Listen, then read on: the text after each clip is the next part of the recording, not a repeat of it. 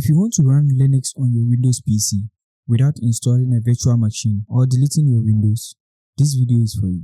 In this video, I'm going to show you how to install Windows Subsystem for Linux using a single command. Let's get started. The first thing you have to do is to open PowerShell and run it as administrator. This gives PowerShell permission to make changes to your system. Once that is done, go ahead and type this command, WSL --install. This command enables all the required Windows features. It will install WSL and download Ubuntu automatically. WSL lets you run full Linux environment directly inside Windows without dual booting or using a virtual machine.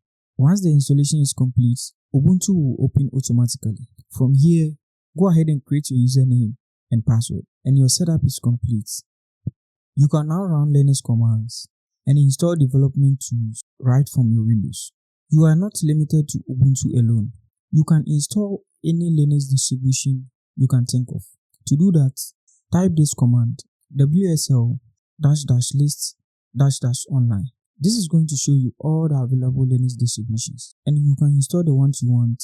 For example, to install Kali Linux, type WSL --install -z Kali Linux. Once the installation is complete,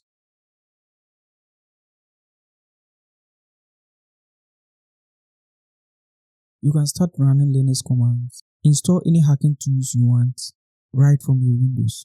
If you accidentally close your terminal, don't worry. Open your search bar and search for Kali Linux. Follow for more quick programming tips.